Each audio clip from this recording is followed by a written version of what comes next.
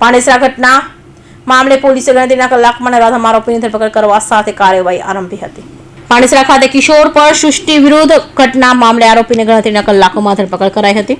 12 વર્ષીય કિશોરને સાંજના સમયે ઘર પાસે જ રહેતા નરાધમ અમિત પાંડે ચપ્પુ બતાવી તેની સાથે સૃષ્ટિ વિરુદ્ધનું કૃત્ય આચર્યા અંગે ફરિયાદ નોંધાવાઈ હતી. જે મામલે તપાસમાં જોતરાયેલી પાંડેસરા પોલીસે ગણતરીના કલાકોમાં નરાધમ પોલીસની ધરપકડ કરી જેલ હવાલે કર્યો હતો. હાલ સમગ્ર મામલે પોલીસે આરોપી વિરુદ્ધ આગળની વધુ કાર્યવાહી આરંભી હતી.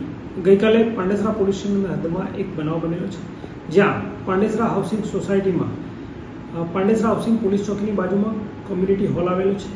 તે હોલની બાજુમાં એક અવાવરું જગ્યા હતી, જ્યાં આરોપી અમિત કૈલાસ પાંડે નામનો ઈસમ એક 12 વર્ષના દીકરાને પોતાના મોપેડ પર બેસાડી સાયકલ ચલાવવાની લાલચે લઈ ગયેલ હતો અને ત્યાં તેની સાથે અવાવરું જગ્યા પર જઈ સૃષ્ટિ વિરુદ્ધનું કૃત્ય આચરેલ હતું. જેની જાણ છોકરાના પિતાને થતાં તેણે પાંડેસરા પોલીસ સ્ટેશન ખાતે આવી ફરિયાદ રજીસ્ટર કરાવી અને આ ફરિયાદ આધારે પાંડેસરા પોલીસ સ્ટેશને તપાસ શરૂ કરે, જે આધારે આરોપીને પકડેલ છે અને આ બાબતે આગળની દિશામાં પોસાઈ શ્રી કેજે વસાવાનાઓ તપાસ ચલાવી રહી છે. સર, આરોપી શું કરે છે અને આ બાળકને કઈ રીતે નિશાન બનાવ્યો અને શા માટે?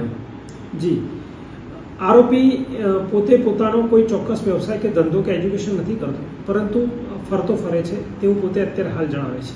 અને બાળક પોતે સાયકલ ચલાવવાની લાલચ હોય અથવા સાયકલ ચલાવવા આપવાનો હોય તેવી લાલચ આપીને પોતાના મોપેડ પર બેસાડીને બાળકને અવાવરું જગ્યાએ લઈ જઈને તેને બદકર્મ આચરેલ છે.